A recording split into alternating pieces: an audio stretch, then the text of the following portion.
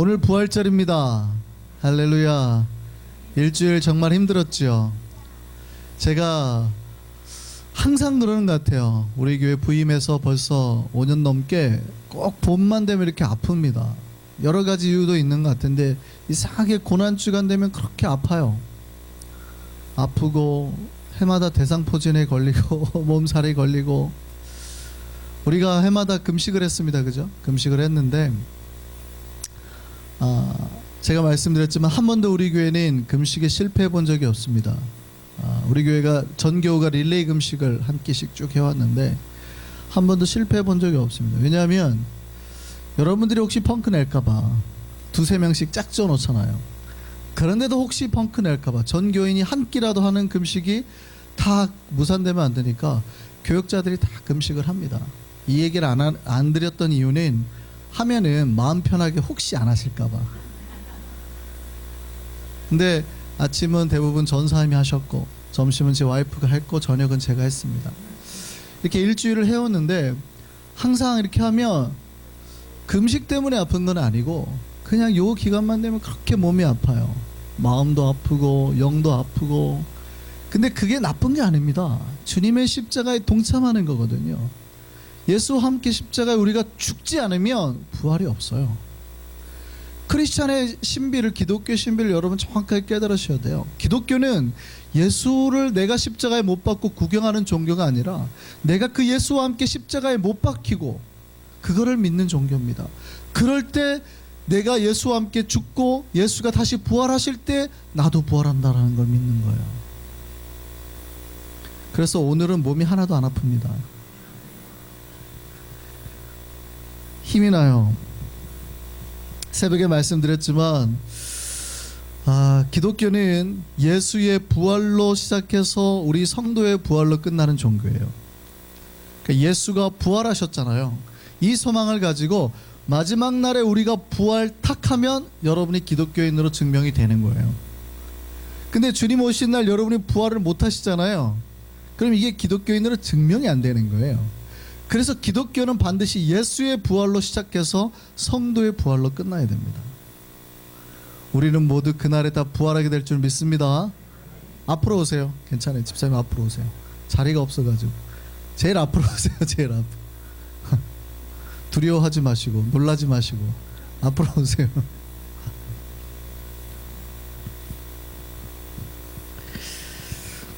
부활이 없으면요 기독교도 없어요. 유대교나 모슬렘은 그 부활을 논하지 않습니다. 왜냐하면 예수가 없으니 부활도 없는 거거든요. 우리는 예수의 부활로 세워진 종교입니다. 그 예수의 부활이 우리의 부활, 여러분의 부활이 되기를 소망합니다. 사람이 죽었다가 다시 살아나는 게 믿어지지가 쉽지 않지요. 그런데 성경은 이 예수의 부활에 대해서 구약부터 신약까지 모든 힘을 다해서 증거하고 있습니다. 하나님의 기적 중에서 가장 위대하며 가장 인간을 위한 기적이 부활이에요. 일본에 유명한 기독교 신학자가 있습니다. 우찌무라 간조라는 분이 있어요. 어느 날 이분에게 한 제자가 다가와서 심각하게 질문했습니다. 선생님,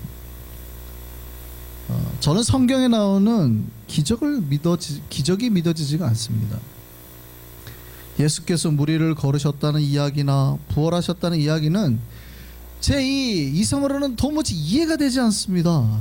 그런 황당한 이야기나 이해할 수 없는 기적들은 빼놓고 다른 내용이라면 성경 공부할 수 없을까요? 라고 질문을 했습니다. 그랬더니 우찌무라 간조가 이렇게 대답했습니다. 학생, 성경에서 사람의 이성으로 받아들이기 어려운 기적들을 다 제하고 성경 공부를 한다면 성경에는 꼭 두 가지만 남는다네. 성경의 앞뒤 표지만 남는다네. 무슨 얘기입니까? 성경은 기적들로 가득 차 있다는 얘기예요. 성경은 기적들로 가득 차요. 근데 그 기적이 다 누구를 향한 기적이에요? 나를 향한 기적. 나에게 그런 기적이 일어나겠다고 하는 다 사인들인 거예요. 근데 그 기적 중에서 가장 큰 기적, 가장 위대한 기적, 가장 나를 위한 기적이 뭐예요? 부활이에요. 이 땅에서 내가 병이 좀 낫는 것도 큰 기적이 될 수 있죠. 그런데요, 여러분, 죽었다가 살아난 나사로가 또 죽었을까요? 아니면 지금까지 살아있을까요? 죽었어요. 그죠? 나사로 죽었잖아요. 다시 죽었어요. 단 한 명도 예수님이 죽고 부활하셨을 때 사실은 마태복음을 보면은 무덤에서 잠자던 자들이 깨어났다라는 그 기록이 있어요. 근데 그 사람들이 또 죽었을까요? 살았을까요? 죽었겠죠. 그런데 이 땅에 사는 동안에 우리가 잠깐 누리는 기적도 감사하지만 제일 큰 기적은 뭔지 아세요? 우리가 부활해서 영원히 살게 되는 거. 그 기적이 저와 여러분에게 일어나기를 소망합니다.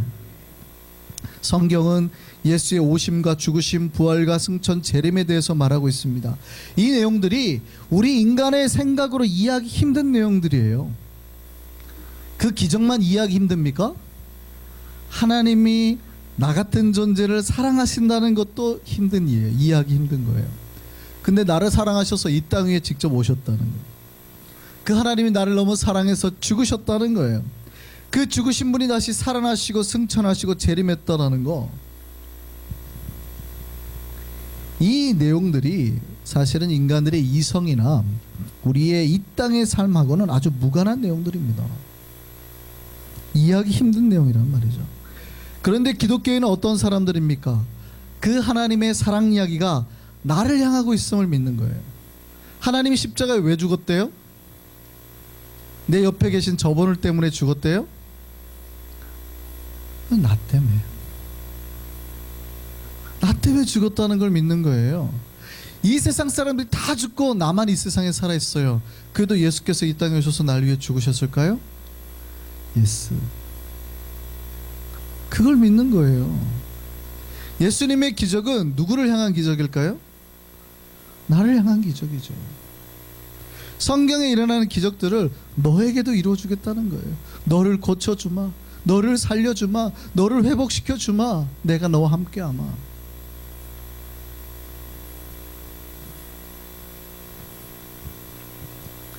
모든 사건이 나를 중심으로 이루어졌음을 믿는 거예요. 그 믿음이 우리를 십자가에 죽게 만들고 또 우리를 부활하게도 만드는 겁니다. 신자는 그 부활하신 예수가 나와 멀리 있지 않다, 지금도 또 나와 함께 하시고 나와 동행하신다라고 생각하는 사람들입니다. 물론 그 예수가 지금은 이제 성령, 예수의 영인 성령으로 함께 하시죠. 각 사람에게 함께 하십니다만 본질적인 목적은 예수님이 우리와 함께 하시고 동행하시는 거예요. 제가 기독교 우리 지난 그 프라이데이 때 성금요일에 이렇게 설교했습니다. 우리와 함께하고 싶은 하나님의 마음이 예수를 보내셨고 지금도 우리와 함께 하신다. 그래서 예수의 이름이 임마누엘이라 그러잖아요. 임마누엘의 뜻이 하나님이 우리와 함께 계시다. 하나님의 아들 예수를 보낼 때 그 예수의 이름에 임마누엘이라는 이름을 넣어서 보내셨단 말이에요. 이게 내 마음이야 하고 보내신 거예요.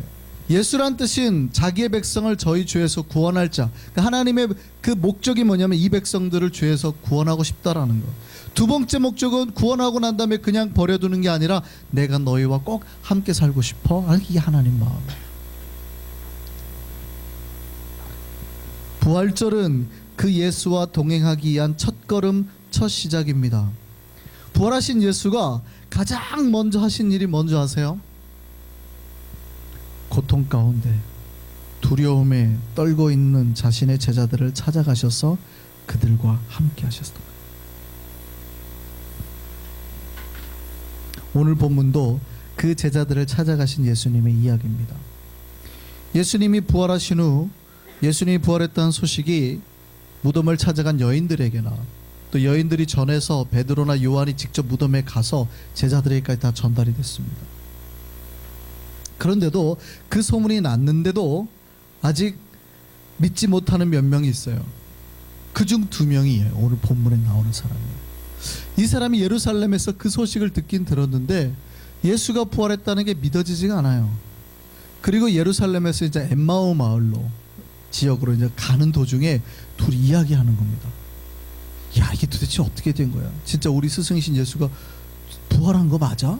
야, 너 그 소식 들었어? 뭐 이렇게 이야기를 하는 거죠. 그런데 그 와중에 예수님이 살짝 계신 거예요. 성경에는 부활하신 예수가 뭐라고 되어 있냐면 그들과 동행하시는. 오늘 본문 15절을 보면 부활하신 예수가 도대체 무엇을 하기를 원하는지 잘 나오는 장면이 나와요. 오늘 본문 15절에 이렇게 되어 있어요. 그들이 서로 이야기하며 문의할 때에 예수께서 가까이 이르러 그들과 동행하시나. 이게 부활하신 예수 그리스도의 의도입니다. 예수님 부활하실 때 도대체 뭘 하기를 원했느냐? 우리와 동행하기를 원했다. 신자들과 동행하기를 원하셨다는 거예요. 지금도 우리와 함께 하신다는 거예요. 믿으시기 바랍니다. 그런데 이제 안타까운 건 이 두 제자가 처음에는 예수가 자기와 동행하는 걸 알아봤대요? 못 알아봤대요? 못 알아봤대요. 눈이 어두워서 그 옆에 예수가 있는데도 몰랐대요. 자, 지금 우리 옆에 예수가 계신 게 느껴질까요? 안 느껴질까요? 이거는 어떤 이런 터치를 말하는 게 아니에요. 여러분의 믿음을 말하는 거예요. 왜냐하면 예수는 내가 너희와 함께 한다 그랬으니까 그걸 믿으면 지금 옆에 예수가 계시는 건데, 이게 믿어져요, 안 믿어져요? 눈이 어두우면, 영적인 눈이 어두워지면 안 믿어지는 거예요. 이 제자들은 예수가 옆 동행했는데도 몰랐다는 말이죠. 여러분, 어쩌면 우리가 평생을 살아가는 동안은 내 옆에 예수가 계신 줄 모르고 살 수 있어요. 기독교인은 뭐냐면 그 눈이 벗겨져서 옆에 계신 예수가 보이기 시작하는 거예요. 그 은혜가 우리에게 일어나기를 바랍니다.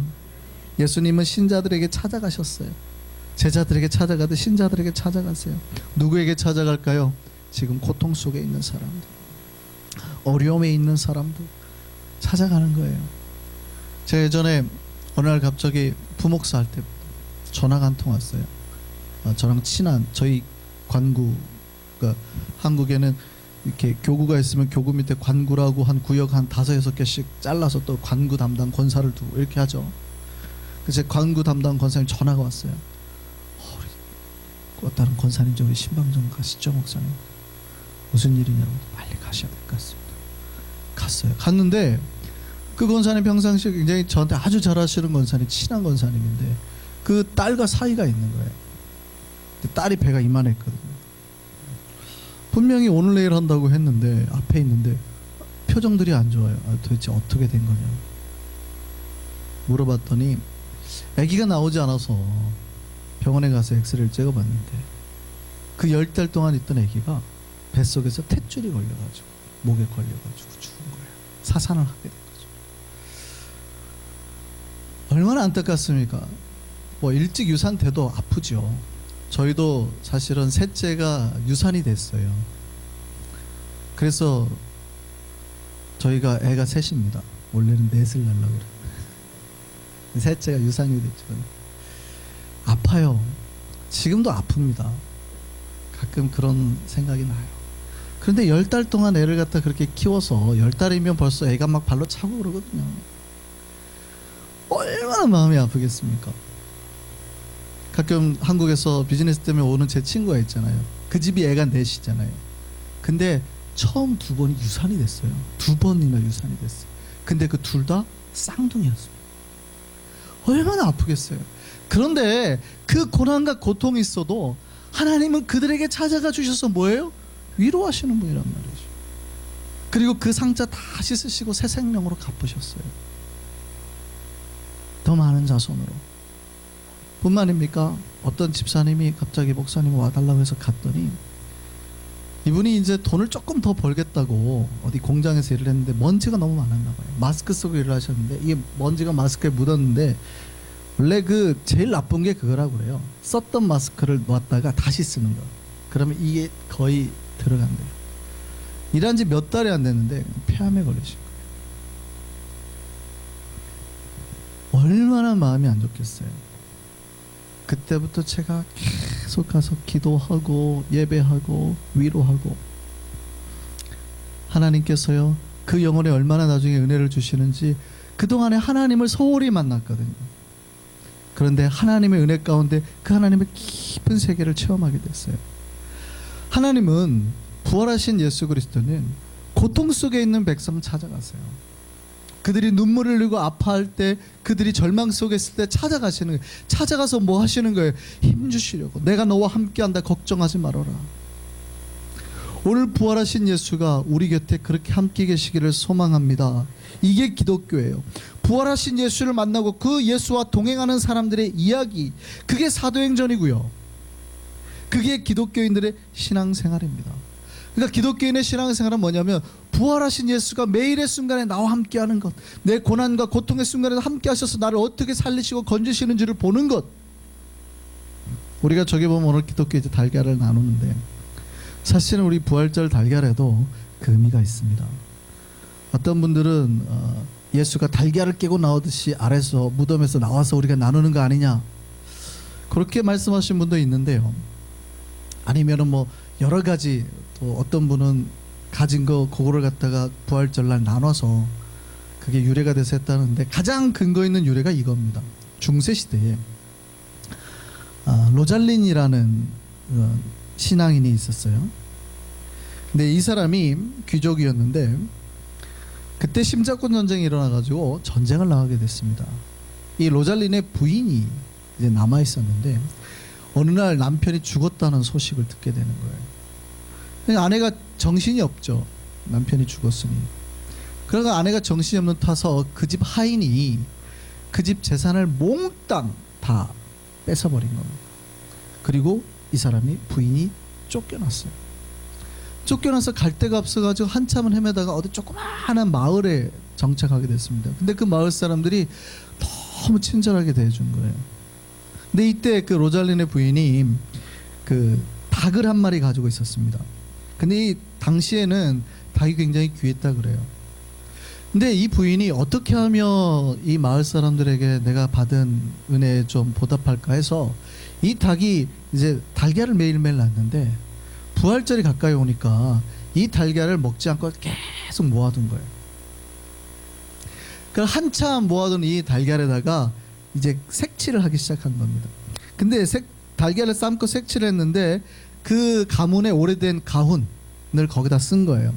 하나님의 보호하시는 손길을 믿자. 그리고 부활절날 그 마을 사람들에게 감사하다고 나눠준 겁니다. 근데 그때 그 마을을 지나가다 어떤 가난한 소년 하나가 들어왔어요. 어딜 가니 그랬더니 아픈 엄마한테 찾아간다는 거예요. 그래서 이 부인이 그 아이에게도 그 달걀을 준 거예요. 가서 이거 꼭 엄마 전해드려. 근데 이 소년이 길을 가다가 전쟁에서 쓰러져 가지고 거의 죽어가는 한 병사를 만나게 됩니다. 근데 자기가 먹으려고 했던 그 달걀을 불쌍하니까 그 병사한테 딱 준 거예요. 근데 병사가 그걸 딱 먹으려고 했는데 갑자기 써 있는 게 뭐라고 돼 있어요? 하나님의 보호하시는 손길을 믿자. 자기 가문이 써 있는 거예요. 너 이거 어디서 받았니? 아까 아줌마가 줬는데요. 그 집을 갔어요. 거기에 자기 아내가 있었어요.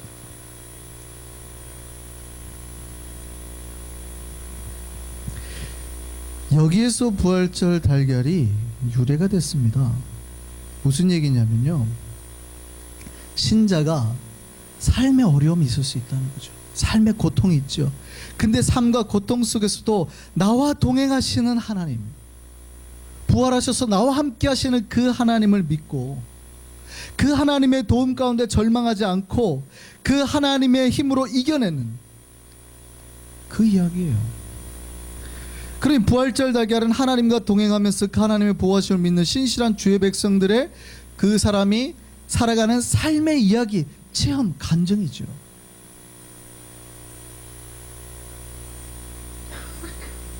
이게 부활하신 예수와 동행하는 사람의 이야기라는 거예요. 그러면서 그것으로 우리가 부활절 달걀을 나누는 겁니다. 당신도 이렇게 사세요. 당신도 주님과 동행하며 사세요. 그럼 하나님 반드시 우리를 도와줄 거예요.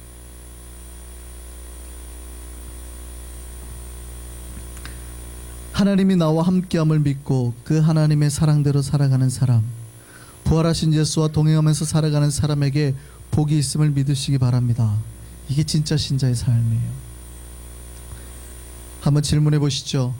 지금 부활하신 예수가 우리 안에 있습니까?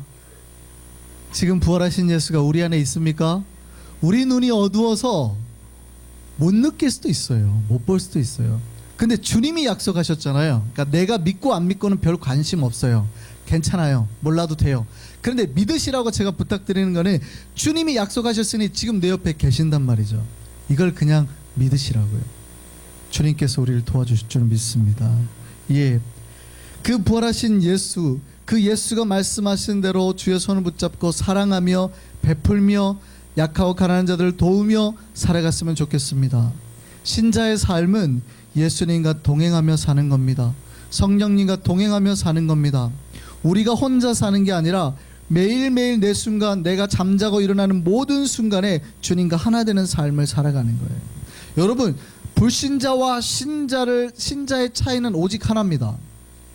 불신자와 신자의 차이는, 불신자는 언제 어디서나 혼자 있는 사람이에요.